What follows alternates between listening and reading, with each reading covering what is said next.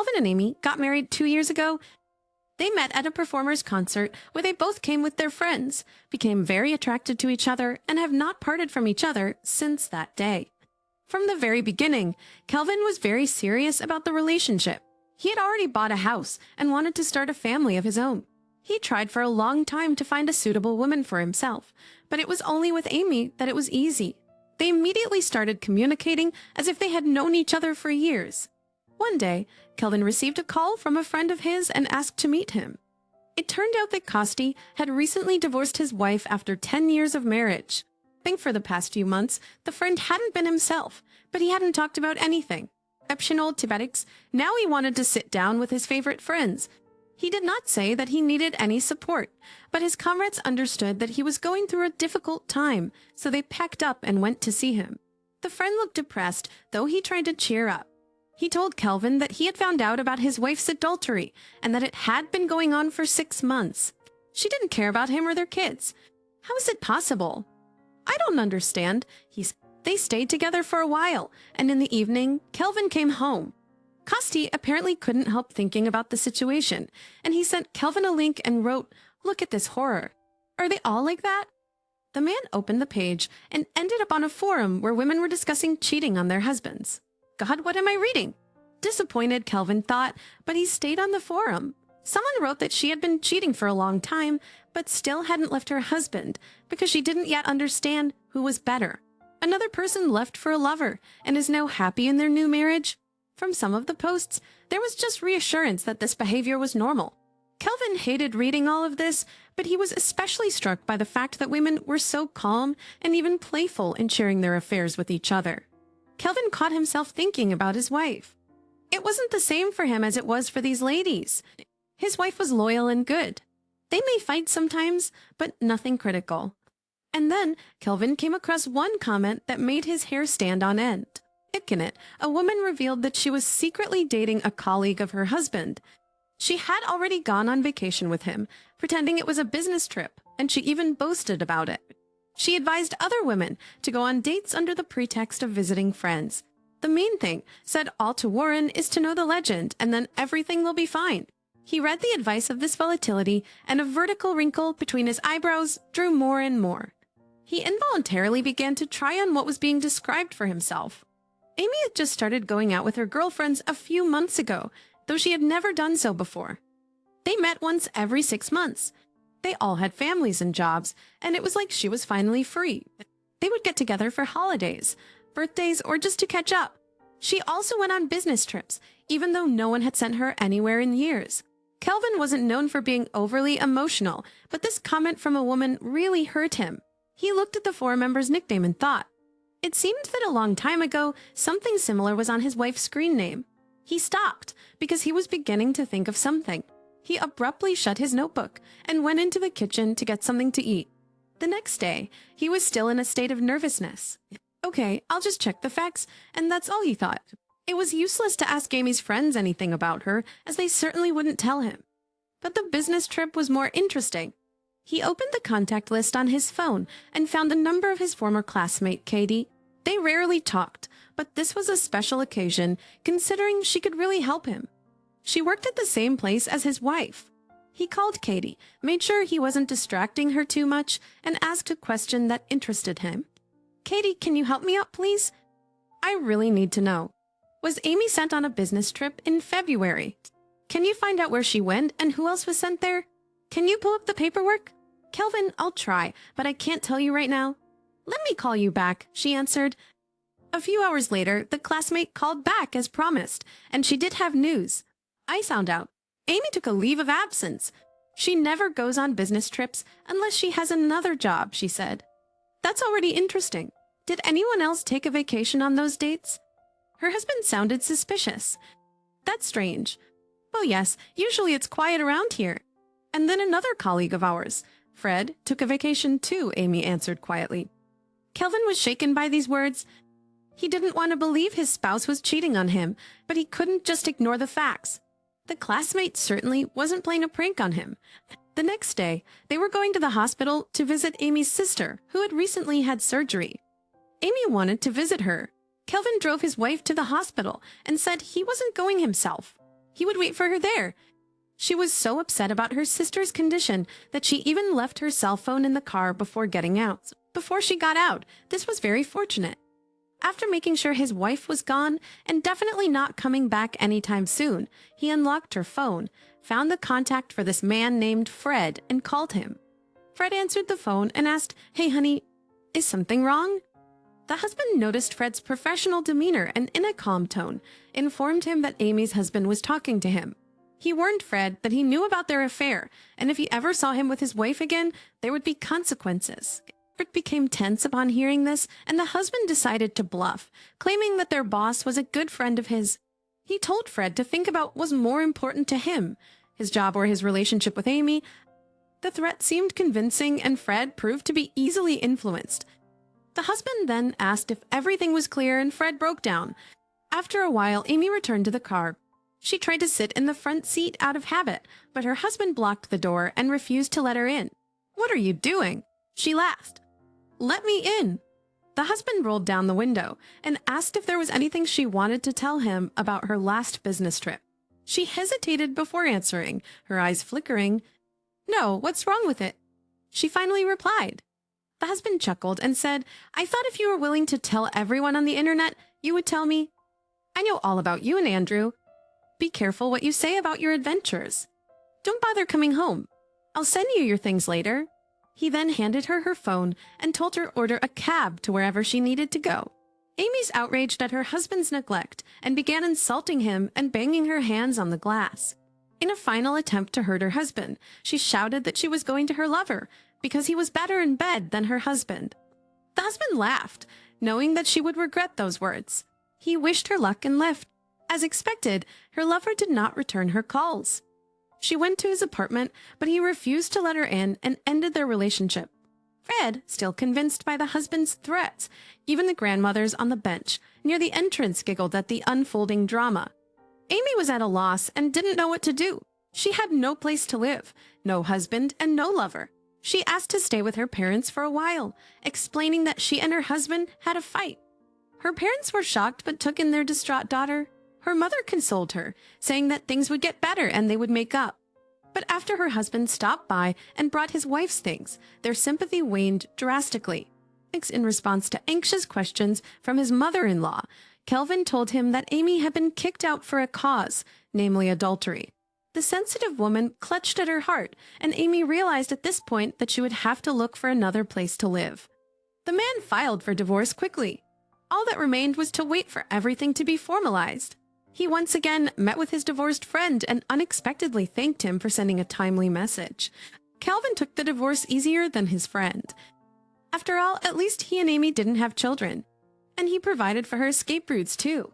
She would have no future with a lover. And the woman can at least learn a lesson that you can't build your own happiness on someone else's misfortune. The next story is even more interesting. The story is about how his wife stopped responding to her husband's messages. Then he decided to go to see her, and what he saw there shocked him and changed his whole life. Roman was 48 years old when he got married for the first time. His girlfriend's name was Natasha, and she had just recently turned 30. Many dissuaded Roman from marrying her, frightened by the age difference. They said that Natasha was of a different generation, that she had different values, but Roman always shrugged it off. He honestly did not understand what differences there could be between him and Natasha. After all, he enjoyed every moment they spent together. And in principle, the fact that a hot young wife was waiting for him at home excited Roman's mind. They met in a cafe. Roman was having lunch there with his business partner, and Natasha was drinking coffee with her girlfriends.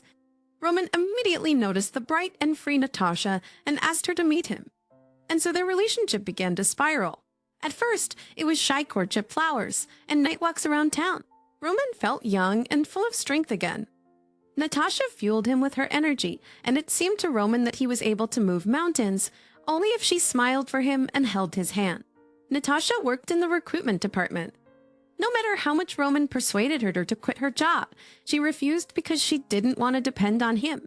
In the morning, Roman watched his wife get ready for work. Her tanned body looked incredibly attractive.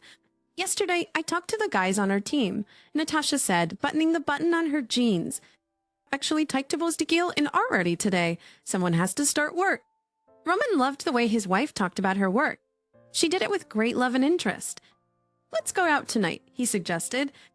"That is a good idea." Natasha kissed her husband and left for work. In the evening, he picked her up and together they went to a restaurant.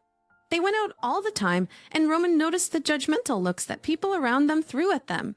But he was proud of his wife's youth and charm. "How was your day? Have you received an employee?" "18," Roman asked. Just at that moment, they were served a hot meal. The dish was steaming and had an exciting flavor. Yes, even two, Rinat and Kayusha. Their conversation flowed in the usual way. They were enjoying their time together with delicious food and beautiful live music. Roman stroked his wife's leg under the table, and she looked at him with a gleeful smile on her lip. And for several months, Roman noticed a change in his wife's behavior. She became more gentle, affectionate, and attentive. In the evenings, she began to cook at home more often than offering to go out. He even jokingly asked her if she had a lover. "Natasha, it's as if you're making amends." Roman enjoyed drinking tea after a hearty dinner. His wife shrugged her shoulders. "Roman, stop it. Or don't you like it?" She said with a smile. "Silly, I'm very happy," he replied, going over to his wife and putting his arms around her. At their lips joined in a kiss. Natasha's phone was constantly buzzing with messages. She read them, turning the screen, so that her husband could not see them, though she had never done so before. In response to Roman's questions, she said that it was work-related, that they were in a rush right now, and she needed to be in touch at all times. One night, Natasha was working late, and her husband decided to pick her up. Roman rushed to pick up his wife, texting her that he would be there soon. Natasha read the message but did not respond. Roman waited for her downstairs, a little away from the entrance to their office. Finally, the door swung open, and out came Natasha and a young man. Roman, from the height of his age, would even say a boy. They hugged each other briefly goodbye, their faces lit up with a smile. As Roman became nervous, briefly signaling with his car horn, he waited for his wife's reaction. Natasha turned around and waved him off. But a worm of anxiety had already settled inside Roman. "Who was that?" he asked as his wife got into the car. "Chin's a colleague. You remember I told you about Renate? We recently took him and another trainee," Natasha replied. Roman nodded. "Have you become friends with him?" he asked. "Yes, he's uncomfortable in our company. He's still young. He's 19 years old. Can you imagine?" Natasha said with a smile. Natasha giggled. Hearing that, Roman relaxed a little. Since his wife reacted this way to the boy's age, he shouldn't worry. He pushed away the bad thoughts that had already painted a colorful picture of adultery in Roman's mind. He always had a particularly wild imagination, and now it was clearly not good for him. Natasha started staying late at work more and more often. Roman didn't always manage to pick her up, but when he did, there were always two of them, Natasha and Rinat, coming out of the office. This terribly pissed Roman off, but he tried not to talk to his wife about it. Once he had already provoked a major scandal with his suspicions, and Natasha went to live in a hotel for a week.